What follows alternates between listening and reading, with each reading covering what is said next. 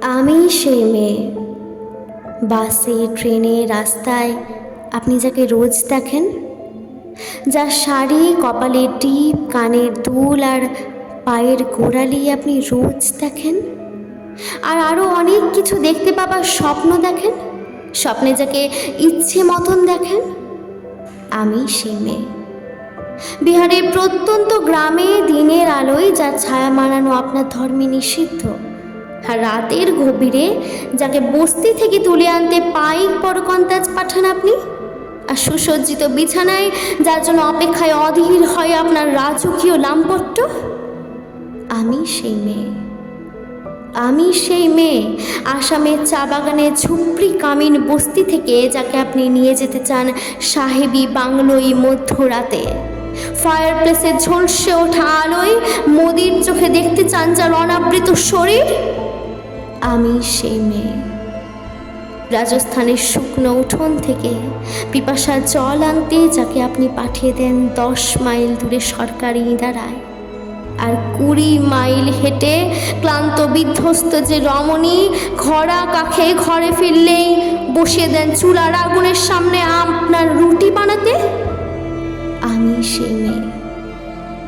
আমি সেই মেয়ে যাকে নিয়ে আপনি মগ্ন হতে চান গঙ্গার ধারে, কিংবা ভিক্টোরিয়ার সবুজে, কিংবা সিনেমা হলে নীল অন্ধকারে, যার চোখে আপনি এঁকে দিতে চান ঝুটা স্বপ্নের কাজল, আর ফুরিয়ে যাওয়া সিগারেটের প্যাকেটের মতো যাকে পথের পাশে ছুঁড়ে ফেলে আপনার ফুল সাজানো গাড়ির শুভ বিবাহ সুসম্পন্ন করতে ছুটে যাই শহরের পথে। কনে দেখা আলোর কোঠুলিতে একা দাঁড়িয়ে থাকা আমি সেই মেয়ে। আমি সেই মেয়ে, এমনকি দেবতারাও যাকে ক্ষমা করেন না। অহংকার আর শক্তির দম্ভে যার গর্ভে রেখে যান কুমারীর অপমান, আর চোখের জলে কুন্তি হয়ে বিসর্জন দিতে হয় কর্ণকে আত্মযোগে। আমি সেই মেয়ে। সংসারে অসময়ের আমি ভরসা। আমার ছাত্র পড়ানোর টাকায় মায়ের ওষুধ কেনা হয়, আমার বাড়তি রোজগারে ভাইয়ের বই কেনা হয়। আমার সমস্ত শরীর প্রবল বৃষ্টিতে ভিজতে থাকে। কালো আকাশ মাথায় নিয়ে আমি ছাতা হয়ে থাকি। ছাতার নিচে সুখে বাঁচে সংসার। আপনারা আমার জন্য অনেক করেছেন। সাহিত্যে, কাব্যে, শাস্ত্রে, লোকাচারে আমাকে মা বলে পুজো করেছেন।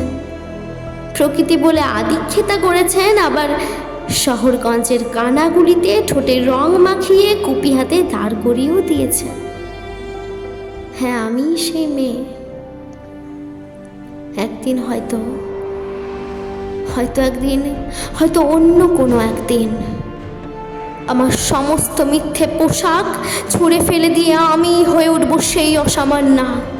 খোলা চুল মেঘের মতো ঢাকবে আমার খোলা পিঠ, দু চোখে জ্বলবে ভীষণ আগুন, কপাল ঠেকড়ে বেরোবে তেজ রশ্মি, হাতে ঝলসে উঠবে সেই খড়গ, দুপায়ে নুপুরে বেজে উঠবে রণদুন্দুবীর নৃশংস অট্টহাসিতে ভরে উঠবে আকাশ। দেবতারাও আতঙ্কে স্তব্ধ হয়ে বলতে থাকবেন মহামেঘ প্রভাং ঘোরাং মুক্তিকেশিং চতুর্ভুজাং কালিকাং দক্ষিণাং মুন্ডমালা বিভূষিতাং। বিভৎস দামানলের মতো আমি এগোতে থাকবো, আর আমার এগিয়ে যাবার পথে মুন্ডহীন অসংখ্য দেহ ছটপট করতে থাকবে। সভ্যতার দেহ, প্রগতির দেহ, উন্নতির দেহ, সমাজের দেহ। হয়তো আমি সেই মেয়ে, হয়তো বা